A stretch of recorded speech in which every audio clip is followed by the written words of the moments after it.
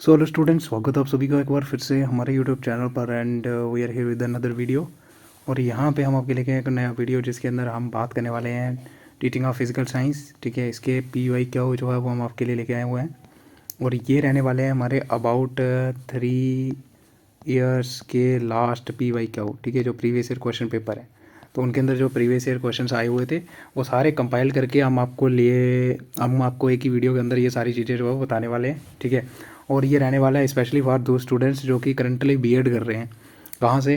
Jammu university जो हमारी है। ठीक है, और उसके अंदर जो भी हमारे कॉलेजेस आते हैं, प्राइवेट जो भी कॉलेजेस आते हैं हमारे जो कि बीएड का कोर्स ऑफर करते हैं, उन सभी बच्चों के लिए ये रहने वाली है वीडियो बहुत ही हेल्पफुल। ठीक है, और एंड तक ज़रूर देखिएगा और गारंटी देता हूँ कि कहीं ना कहीं आपके ये बहुत काम आने वाली है। ठीक है, काम इस प्रकार से आने वाली है कि जब आप देखना 3 PY क्या वो देख लोगे ना, तो उसके बाद आपको देखना आइडिया हो जाएगा कि कौन कौन से क्वेश्चन जो है वो बार बार आ रहे हैं और क्या क्या क्वेश्चन जो है वो हमें ज़्यादा फोकस करना है। ठीक है, किन किन क्वेश्चंस पे।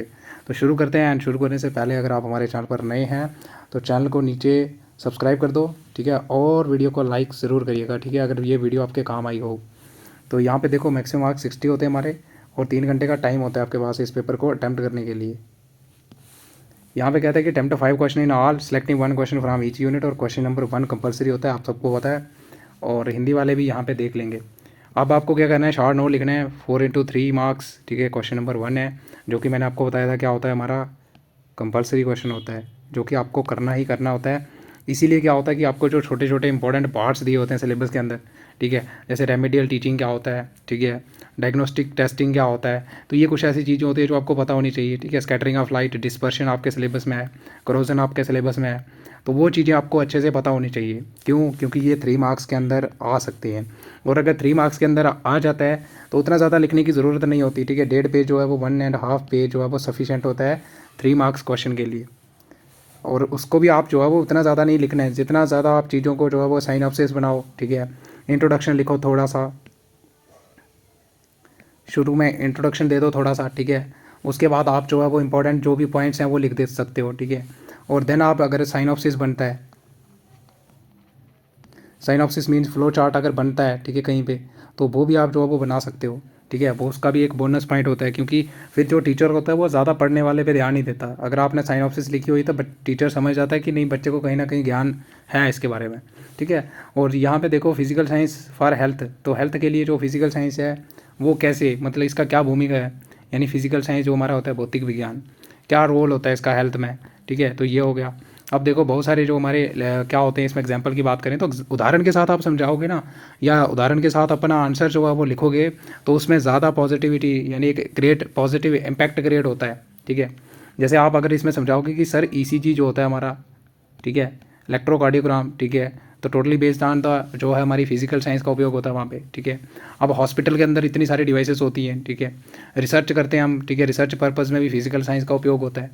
रिसर्च इन द सेंस कि जैसे कोई मेडिसिन निकालनी होती है तो वहाँ पे भी बहुत सारे फिजिकल प्रिंसिपल जो होते हैं फिजिकल साइंस के, उनका उपयोग होता है। Role of physical science lab in teaching of physical science. ठीक है, तो जो जो क्वेश्चन यहाँ पे आपको मिल रहे हैं इनको अच्छे से देख लेना। ठीक है, क्योंकि गारंटी देता हूँ कि यहीं से आएंगे। ठीक है, और पेपर देने के बाद ज़रूर बताइएगा कि किस टाइप के क्वेश्चन जो है वो आपको देखने को मिले थे। तो फिजिकल साइंस लैब का क्या रोल है, ठीक है, ये आपको बताना है। देखो फिजिकल साइंस लैब, अब लैब जो है ये हर एक सब्जेक्ट में होता है। अगर आपको थोड़ा सा मैनिपुलेशन करना आती है चीज़ों को तो आप जो है वो, अगर इंग्लिश के अंदर आपने पढ़ा होगा ना कि लैंग्वेज लैब क्या होता है, तो सिमिलर वे में फिजिकल साइंस लैब होता है। ठीक है, जहाँ पे क्या होता है एक्सपेरिमेंटेशन करते हैं हम। ठीक है, तो इसमें क्या है, इसमें यही है कि फिजिकल साइंस जो है, यानी साइंस अगर कोई भी सब्जेक्ट है तो बिना लैब के हम उसको अच्छे से जो चीज़ें हैं उनको नहीं सीख सकते। ठीक है, अब साइंस एक ऐसा सब्जेक्ट होता है जिसको क्रैम नहीं कर सकते। ठीक है, यानी रोट नहीं कर सकते, रट्टा मार के नहीं लर्न कर सकते। चीज़ों को समझोगे तो वो ज़्यादा लॉन्ग लास्टिंग रहेंगी और प्रूव्स करना होता है साइंस के अंदर हमें। ठीक है, और उनके लिए हमें एक्सपेरिमेंट करने पड़ते हैं जो कि हमें कहाँ पे होते हैं, साइंस लैब के अंदर। ठीक है, तो इसका रोल बता सकते हो आप। फिर रेमेडियल टीचिंग क्या होता है, ठीक है, देखो एक होती है हमारी डायग्नोस्टिक टेस्टिंग होती है। डायग्नोस्टिक टेस्टिंग क्या होती है कि यहाँ पे क्या किया जाता है कि बच्चा देखा जाता है कि बच्चे को कहीं दिक्कत आ रही है या डिफ़िकल्टीज आ रही हैं। ठीक है, जो जो डिफ़िकल्टीज आ रही हैं उसको, जो जो उसको डिफ़िकल्टीज आ रही हैं, ठीक है, लर्न करने में, सीखने में, वो क्यों आ रही हैं, ठीक है, उनका जो है वो सोल्यूशन निकालना। ठीक है, उसी को बोलते हैं हम डायग्नोस्टिक टेस्टिंग। तो रेमेडियल टीचिंग क्या होती है कि ये जो दिक्कतें आ रही हैं इनको दूर करने के लिए जो हम टीचिंग कर रहे हैं, ठीक है, that is known as remedial teaching. Scattering of light, ये तो आपका जर्नल टॉपिक क्वेश्चन है और आप सबको पता होगा, ठीक है। उसके बाद आ जाएगा यूनिट नंबर 1, ठीक है। यहाँ पे 6 मार्क्स का हमारा ये contribution of John Dalton and bore, ठीक है। तो इन्होंने, आपने सबको पता है आटम का स्ट्रक्चर ऑफ आटम है ना, तो ये सारे को आपको पता है। उसके बाद आ जाएगा elements, explain the role of school towards teaching of physical science, मतलब स्कूल जो होता है यानी एक जो विद्यालय होता है उसकी क्या भूमिका है, उसका क्या रोल है किसके तरफ, टीचिंग ऑफ फिजिकल साइंस, यानी जब हमें भौतिक विज्ञान पढ़ाना होता है, इसका शिक्षण करना होता है। और आल्सो डिस्कस करनी है आपको professional qualities of a physical science teacher. तो जो प्रोफेशनल क्वालिटीज़ होती हैं जो इंग्लिश वाले की होती हैं वो भी इसकी सेम ही होती हैं, आधी 50% 70% तो सेम रहती है हमारी, जो कि 30% थोड़ा अलग हो जाएगा, क्योंकि इसमें थोड़ा आपके पास क्या होना चाहिए, एक्सपेरिमेंटेशन स्किल होनी चाहिए, है ना, इमेजिनेशन स्किल होनी चाहिए, ठीक है। और स्किल मैटर करती हैं, ठीक है, क्योंकि इसमें प्रोफेशनल होना पड़ता है। अब फिज़िकल साइंस है यानी फिज़िक्स लगा लो आप, ठीक है, तो पढ़ाना है आपको, ठीक है, तो उसके अंदर आपके पास तजुर्बा होना ज़रूरी होता है, तो इसके बारे में आपको डिस्कस करना है। उसके बाद आ जाएगा इसके साथ यूनिट नंबर 2, ठीक है। यहाँ से भी 2 क्वेश्चन होंगे, आपको ये करना है। कहता है कि इंपॉर्टेंस बताओ ऑडियो विजुअल एड्स की, ठीक है, और इन्यूमरेट करो uses of audio visual aids for teaching of physical science, ठीक है। तो देखो ऑडियो विजुअल एड्स आप सबको पता है, ठीक है। ऑडियो मीन्स जिसको हम सुनते हैं, ऐसी कोई भी एड्स जो कि सुनते हैं, जैसे पॉडकास्ट हो गया, ठीक है, रेडियो हो गया, ये हमारे क्या हैं, ऑडियो एड्स हैं। और विजुअल एड्स होते हैं जैसे चार्ट्स हो गया, ठीक है। और ऑडियो विजुअल अगर दोनों का काम कर रहा है, यानी सुनाने का भी काम कर रहा है, जिसको हम सुन भी सकते हैं, ठीक है, और देख भी सकते हैं, तो वो दोनों का कम्बिनेशन हो जाएगा ऑडियो विजुअल, ठीक है। तो कुछ ऐसे एड्स भी होते हैं जिनमें क्या होता है, जैसे अब प्रोजेक्टर लगा हुआ है, ठीक है, आपके स्कूल के अंदर, ठीक है, तो वहाँ पे क्या होगा, सीधा जो है वो प्रोजेक्टर जो है वो डिस्प्ले होती है सामने एक, ठीक है, स्मार्ट बोर्ड होता है, उस पर जाके जो है वो चीज़ें फ्लैश गिरती है तो आपको दिखते हैं, ठीक है। तो वो एक आ गया हमारा विजुअल एड्स। लेकिन वहीं पे अगर हम कंप्यूटर का यूज़ करेंगे तो वो हमारा ऑडियो विजुअल एड हो जाएगा, ठीक है, दोनों का काम कर रहा है वो। Then how can inductive and deductive method be an effective technique of teaching physical science, और एक्सप्लेन करो विद दी सूटेबल एग्जाम्पल देके। तो इंपॉर्टेंट है ये, इंडक्टिव डिडक्टिव इंपॉर्टेंट है, और प्लस जो हमारा लेक्चर कम डेमोस्ट्रेशन मेथड होता है। उसके बाद आपको यहाँ पे यूनिट नंबर 3 इवैल्यूएशन क्या होती है, इसको डिफाइन करो, ठीक है। तो इवैल्यूएशन मीन्स मूल्यांकन करना। आप मुझे ये बताओगे, एक आंकलन होता है और एक मूल्यांकन होता है, दोनों में क्या अंतर होता है, ठीक है। देखो एक होता है हमारा इवैल्यूएशन, ठीक है, इवैल्यूएशन मीन्स वैल्यू, मतलब मूल्य प्रदान करना, ठीक है। मतलब अभी तक जो आपने सीखा है, जैसे आप ये पेपर देने जाओगे तो पेपर दे के आओगे, फिर आपको मार्क्स मिलेंगे, ठीक है, आपको मार्क्स मिलेंगे, ठीक है, जो कि आपका फ्यूचर जो है वो डिसाइड करते हैं। अगर अच्छे मार्क्स हैं तो आपके ज़्यादा चांसेस होते हैं, ठीक है। आजकल तो मार्क्स की वैल्यू नहीं रही है, लेकिन पता चलता है कि बच्चा कितना काबिल है, ठीक है। एक दूसरा होता है असेसमेंट, जिसको हम आंकलन बोलते हैं, ठीक है, असेसमेंट करना, आंकलन करना, ठीक है। आंकलन और मूल्यांकन में यही फ़र्क होता है कि इसमें क्या होता है, सिंपली आपको असेस किया जाता है कि आपने कितना जो अभी तक गेन करा, कितना अर्जित करा। लेकिन इन केस ऑफ इवैल्यूएशन में आपको कुछ वैल्यू दी जाती है, यानी आपको ग्रेड्स दिए जाते हैं, ठीक है। और टाइप्स की बात करें तो इसकी 2 टाइप्स होते हैं, ठीक है। नेक्स्ट क्वेश्चन इसके साथ ही चॉइस है, तो जब आप चॉइस वाला करोगे तो पहले इवैल्यूएशन लिखो, थोड़ा सा डिफाइन करो, इंट्रोडक्शन, एंड देन इसके बारे में आप जो है वो इसके पर्पज़ भी लिख सकते हो, ठीक है। और टूल्स कौन कौन से होते हैं वो भी आप एज अ साइनॉप्सिस बना के लिख सकते हो, एक्सप्लेन मत करना, ठीक है। सिर्फ टूल्स जो होते हैं हमारे, ऑब्जेक्टिव टाइप टेस्ट, एसे टेस्ट, रेमेडियल जो हमारी डायग्नोस्टिक टेस्ट वगैरह होते हैं, तो वो आप सारी चीज़ें इसमें टूल्स में ऐड कर सकते हो। और फिर आप टाइप्स पे आ जाओ, तो टाइप्स की बात करें तो हमारे कितने टाइप्स होते हैं वैल्यूएशन के, 2 प्रकार के होते हैं, आप सबने सुना है जो मेन होते हैं, ठीक है। एक तो हमारा क्या होता है, एक होता है हमारा सुमेटिव वैल्यूएशन, एक सुमेटिव होता है, और दूसरा हमारा होता है फॉर्मेटिव वैल्यूएशन, ठीक है। जिन बच्चों ने पढ़ा होगा उनको तो अच्छे से पता होगा, ठीक है, तो उनका रिवाइज हो जाएगा, ठीक है। फॉर्मेटिव वैल्यूएशन वो होता है कि जो ड्यूरिंग द कोर्स चलता रहता है, ठीक है, अभी तक आपका कोर्स खत्म नहीं हुआ है, ठीक है, उसके साथ साथ आपका मूल्यांकन हो रहा है, ठीक है। जैसे आपके क्लास टेस्ट हो रहे हैं, वीकली टेस्ट हो रहे हैं, ठीक है, तो माइनर होते हैं आपके, तो that is a formative evaluation, ठीक है। और समेटिव वैल्यूएशन क्या होता है, एंड ऑफ द कोर्स, जब आपका कोर्स खत्म होने वाला है, ठीक है, जैसे आपका बीएड का अभी 3rd सेमेस्टर खत्म होने वाला है, ठीक है, तो आपके फाइनल एग्जाम है, तो it is a summative valuation, ठीक है। यानी जो कोर्स के एंड में होता है that is a summative valuation, और फॉर्मेटिव जो होता है वो क्या होता है, ड्यूरिंग द कोर्स। और समेटिव वैल्यूएशन में फीडबैक जो है वो नहीं मिलता, लेकिन यहाँ पे इमीडिएट फीडबैक मिलता है फॉर्मेटिव में। जैसे मैं क्लासरूम के अंदर अभी टेस्ट ले रहा हूँ तो मैं आपको कल बता सकता हूँ, लेकिन जब आप एग्ज़ाम दे के आओगे ये फाइनल, तो कोई पूछेगा क्या आपको, नहीं पूछेगा, ठीक है। तो ये कुछ चीज़ें होती हैं जो आपको माइंड में रखनी होती हैं। अब आ जाओ नीचे, ठीक है, देखो यहाँ पे कहता है हमें कि यूनिट नंबर 4, ठीक है, ये हमसे कहता है कि डायग्रामेटिकली एक्सप्लेन करना है आपको reflection of light at curved surfaces में, जो रिफ्लेक्शन ऑफ लाइट होती है। देखो रिफ्लेक्शन और रिफ्रैक्शन में क्या अंतर होता है आप सबको पता होगा। रिफ्लेक्शन में क्या होता है कि सेम मीडियम है, जैसे स्ट्राइक करती है लाइट तो सेम मीडियम में बैक आ जाती है। लेकिन इनके साथ रिफ्रैक्शन में क्या होता है कि बेंड करती है, जैसे ये है तो एक मीडियम से दूसरे मीडियम में जा रहा है तो ये ऐसे करके बेंड कर जाता है, ठीक है, इसको जाना ऐसे होता है। यहाँ पे हमारा क्या रहता है, नॉर्मल रहता है, ठीक है। तो ये आपको पता होना चाहिए। तो उसी को हम रिफ्रैक्शन कहते हैं, एक रिफ्लेक्शन होता है, ठीक है। अब आ जाता है differentiate between metals and non metals.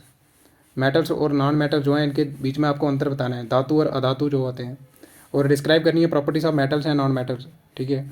आपके लिए मेरे पास 2 क्वेश्चन हैं, ठीक है। पहली बात तो ऐसा कोई मेटल का नाम बताओगे जो कि लिक्विड रहता है रूम टेम्परेचर पे, और दूसरा मुझे आप बताओगे कि ऐसा कोई रेडियोएक्टिव एलिमेंट जो कि लिक्विड रहता है रूम टेम्परेचर पे, रेडियो एक्टिव की बात कर रहा हूँ, और दूसरा मेटल, ठीक है।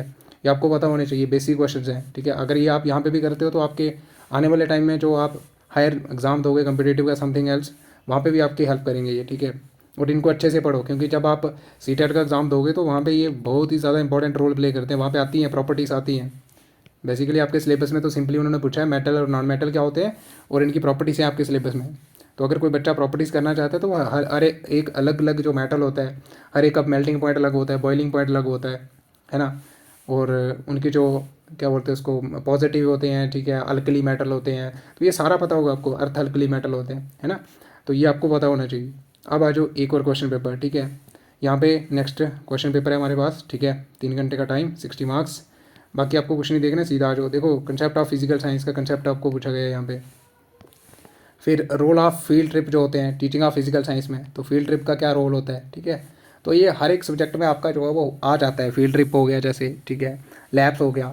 फिर ऐसे टाइप टेस्ट क्या होता है, देखो यहाँ पे आ गया, ठीक है। और डिस्पर्शन ऑफ लाइट, जब प्रिज्म में से लाइट पास होती है, एक वाइट लाइट, तो वो स्प्लिट कर जाती है इंटू 7 कलर्स में, ठीक। गलत कर दिया यार, वो क्या करती है, स्प्लिट कर जाती है इंटू 7 कलर्स में, ठीक है। और आप मुझे बताओगे जैसे ये वाइट लाइट फॉल कर रही है यहाँ से पीछे से, इसको जाना सीधा था लेकिन ये बेंड होगी और साथ में स्प्लिट कर गई, ठीक है। और इसी को हम क्या कहते हैं, डिस्पर्शन ऑफ लाइट, ठीक है। और इससे क्या होता है, ये जो आपको सीक्वेंस तो पता होगा, ठीक है। यहाँ पे क्या बनता है, विभव बनता है, नीचे से ऊपर की तरफ बनता है, ठीक है।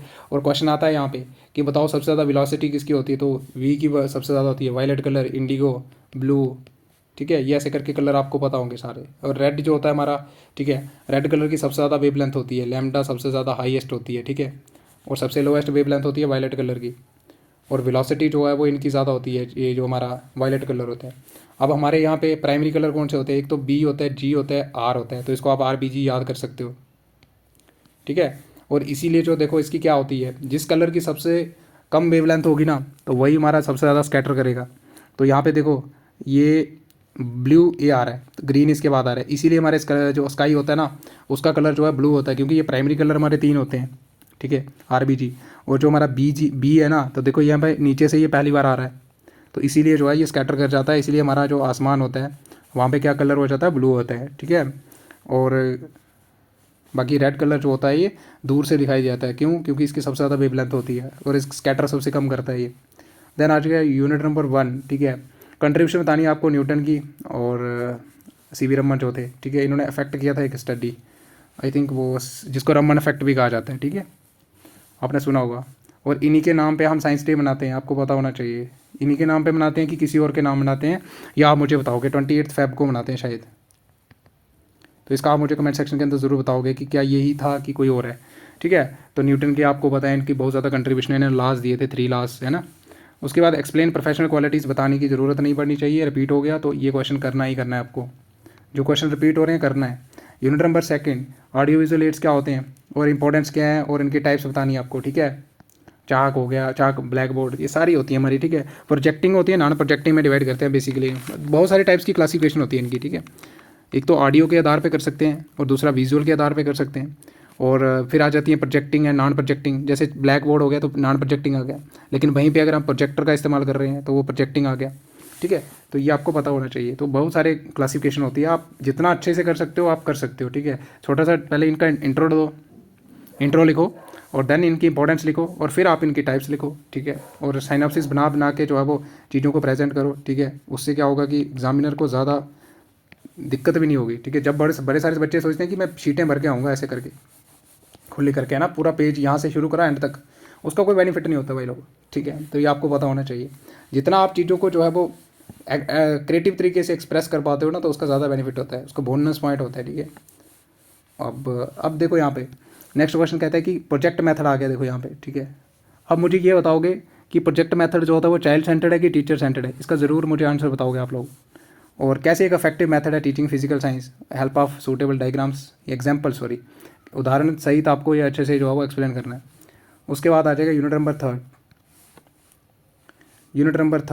नंबर थर्ड से देखो 2 क्वेश्चन, मीनिंग ऑफ वैल्यूएशन और इसके पर्पस पूछ दिए यहाँ पे, और यहाँ पे डिफरेंट टाइप्स ऑफ वैल्यूएशन। तो ये इस यूनिट के अंदर यही वाले जो है हमारे इंपॉर्टेंट टॉपिक हैं, ठीक है।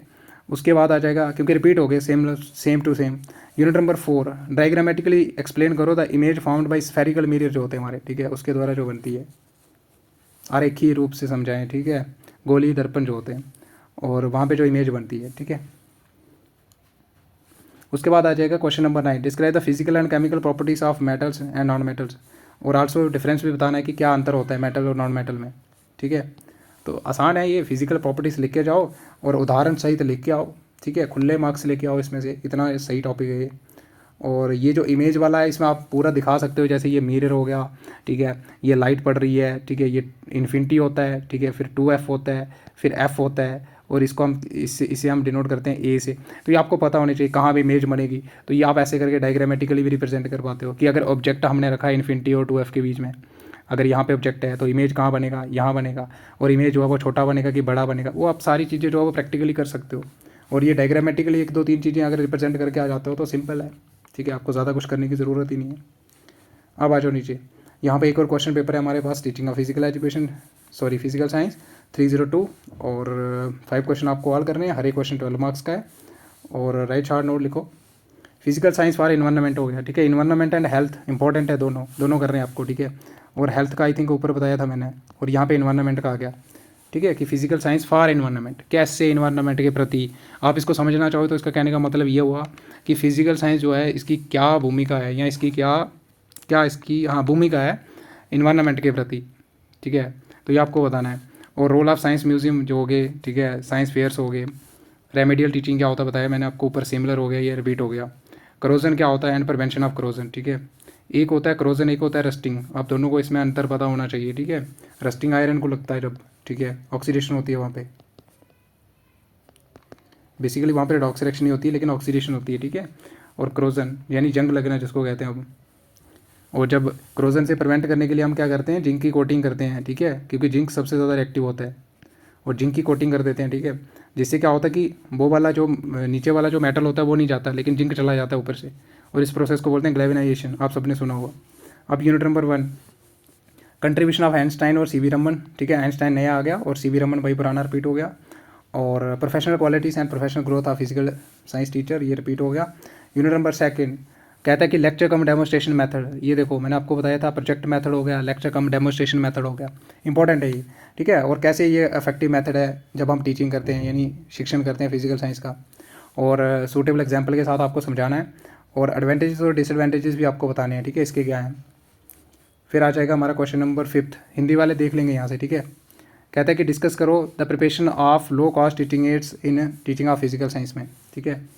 और unit number 3, discuss in detail about the various evaluation tools in teaching of physical science, ये देखो मैंने आपको बताया था इवैल्यूएशन टूल्स आ सकते हैं आपको, ठीक है, बहुत सारे जो टूल्स होते हैं, ठीक है, इवैल्यूएशन करने के लिए उपयोग में आता है इनका।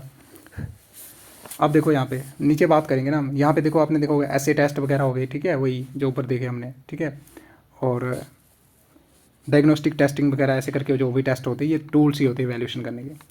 अब give the meaning and valuation and discuss types of valuation, repeat हो गया, ठीक है। तो ये आपको कर लेना है अच्छे से क्वेश्चन, ये आएगा, डेफिनेटली आएगा, क्योंकि इसमें से यहाँ ये आ जाएगा या तो ये आ जाएगा। अगर ये आ जाता है टूल वाला तो आप इवैल्यूएशन से ही शुरू करोगे, फिर टाइप्स के बारे में लिख दो, थोड़ा सा लिखो, ज़्यादा मत लिखो, ठीक है, 4 लाइन के अंदर इनके बारे में लिखो, फिर देन इवैल्यूएशन टूल्स को एक्सप्लेन कर दो। समझ आ रही है आपको? तो ये आपको एक ही क्वेश्चन है, ठीक है, और ये आ जाएगा आपको। फिर यूनिट नंबर 4, डायग्रामेटिकली रिप्रेजेंट करो, एक्सप्लेन करो रिफ्रैक्शन ऑफ लाइट, ठीक है, through a prism and discuss laws of refraction, जो लॉज ऑफ रिफ्रैक्शन होते हैं वो भी आपको बताने हैं, ठीक है। आपने देखा होगा कि ग्लास होता है, गिलास पानी का, ठीक है। तो इस गिलास के अंदर जब हम एक नींबू डालते हैं वो नींबू हमें बड़ा दिखता है। आप मुझे ये बताओ कि किसकी वजह से दिखता है। Question number 1। क्वेश्चन नंबर 2, आपने देखा होगा एक गिलास होता है पानी का, ठीक है, ट्रांसपेरेंट ग्लास जो होता है, ठीक है, टम्बलर। तो उसमें अगर पेंसिल रखते हो, ठीक है, तो वो हमें टेढ़ी दिखती है। क्यों दिखती है, ठीक है। उसके बाद क्वेश्चन नंबर 3, आपने देखा होगा स्विमिंग पूल जहाँ पे बिल्कुल क्लियर वाटर होता है, ठीक है, और आपको ऐसे लगता है कि पानी एक्चुअल में उसकी डेप्थ यहाँ पे होती है, ठीक है, लेकिन आप जब ऊपर से देखते हो तो आपको डेप्थ इतनी सी दिखती है, आपको लगता है कि ये थोड़ा सा है, ऐसे दिखता है आपको। वो किसकी वजह से दिखता है, ये आप मुझे 3 क्वेश्चन के आंसर जरूर बताओगे कमेंट सेक्शन के अंदर। फिर आ जाएगा describe the physical and chemical properties of metals and non metals, again repeat हो गया।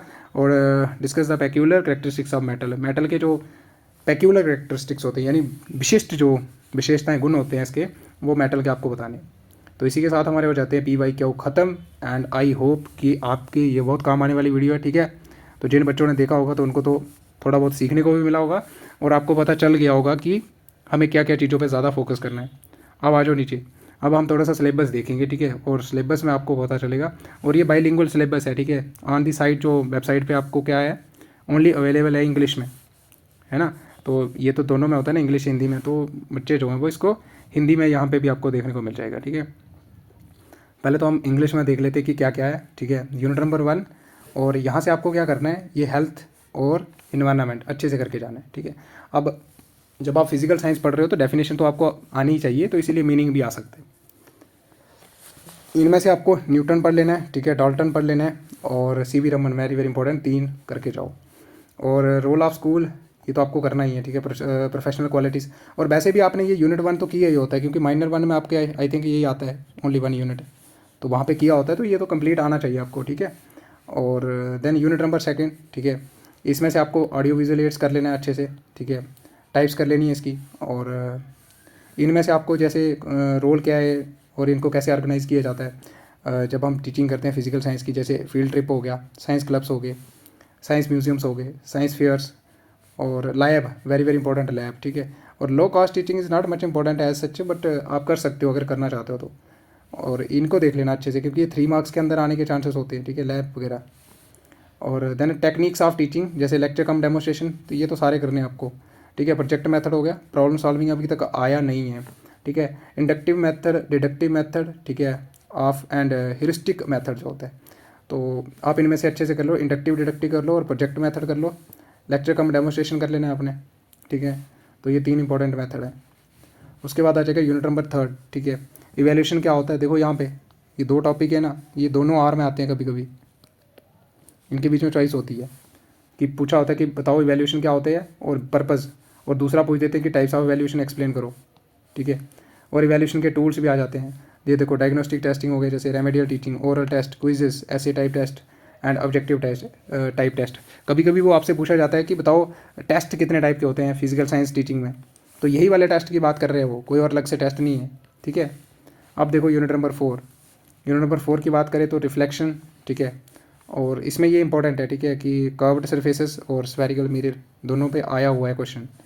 और लॉज ऑफ रिफ्रैक्शन भी आया हुआ है, प्रिज्म के थ्रू ये रिफ्रैक्शन ऑफ लाइट भी आया हुआ है। डिस्पर्शन क्या होता है, स्कैटरिंग ऑफ लाइट, ये शॉर्ट में आएगा आपको, लॉन्ग में नहीं आ सकता, ठीक है, डिस्पर्शन। एंड अगर ये आएगा भी तो ये इसके साथ एडिशन में कुछ और क्वेश्चन भी आएगा, अकेला ये डिस्पर्शन आपको 12 मार्क्स के अंदर नहीं आएगा, ये 3 मार्क्स के लिए कर लेना आप, ठीक है। रिफ्रैक्टिव इंडेक्स क्या होता है, रिफ्रैक्टिव इंडेक्स आप सबको पता होगा कि जब कोई एक रे एक मीडियम से दूसरे मीडियम में पास करती है, अब मीडियम में अंतर होना चाहिए, एक मीडियम जो है वो डेंसर होना चाहिए और दूसरा मीडियम जो है वो कैसा होना चाहिए, रेयर होना चाहिए, यानी पतला होना चाहिए, ठीक है, और दूसरा डेंसर होना चाहिए, तभी हमारा रिफ्रैक्टिव इंडेक्स होगा, ठीक है। यानी जो change in the wavelength of velocity of light जो होती है, ठीक है, इसी को हम बोलते हैं रिफ्रैक्टिव इंडेक्स, कि जब एक मीडियम से दूसरे मीडियम में पास कर रही है।